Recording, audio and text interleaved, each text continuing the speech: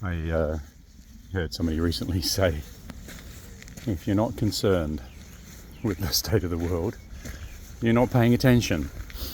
And it reminds me of a poster that was on the wall of my sixth form maths classroom. And it said, if the youth of today are the leaders of the future, I fear for society. That was written in 6 BC,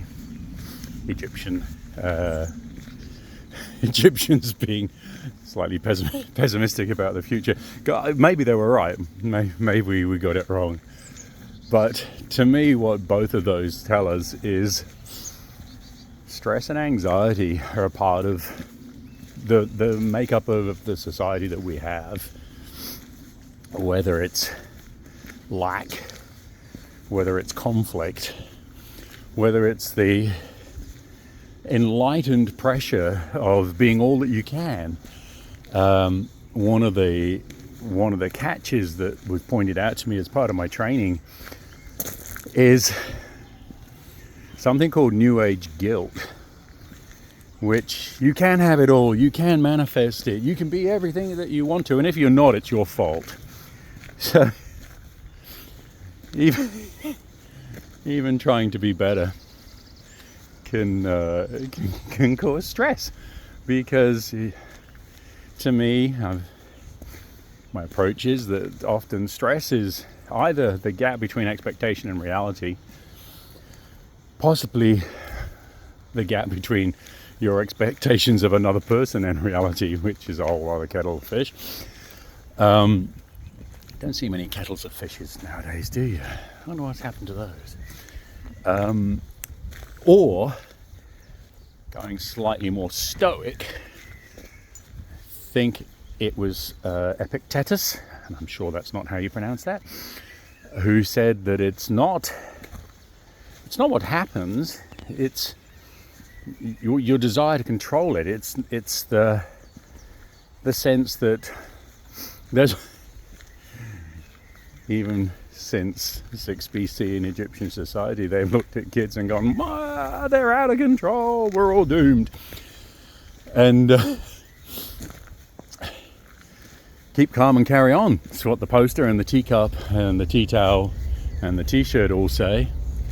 And that comes from the stoics, stiff upper lip of the perceived British community. But you can't help but contrast that to a TV program that, if you don't have a British or a colonial background, probably won't make very much of it. But it's about a group of mostly elderly misfits who were not able to be enlisted in the British forces in World War II. It's a television show, comedy. And they were called Dad's Army, because it's all the dads that got left behind, but they were enlisted to take care of the domestic environment, and they were thought of as the last line of defense. These people existed, this is true. And so they were given guns and training and all that sort of stuff. And there's two characters within that stoic, keep calm and carry on group, one of whom has a catchphrase of, we're all doomed.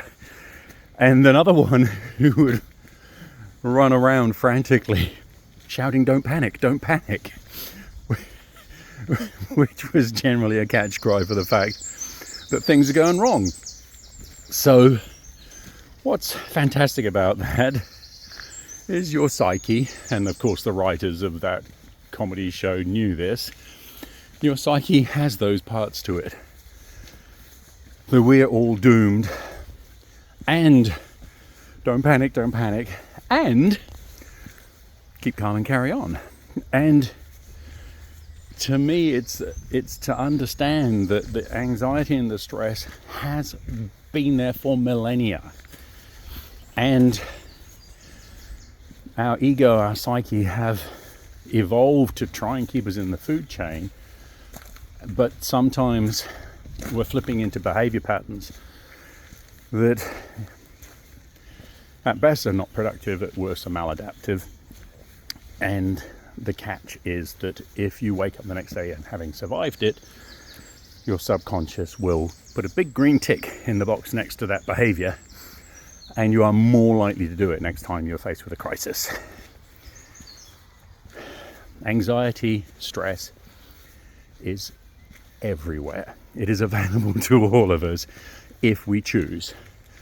But also, there's stuff we can do around bringing it to awareness, and then implementing some techniques to either function better in the face of crisis, or to dismiss it for what it really is, which is the background noise of humanity and history.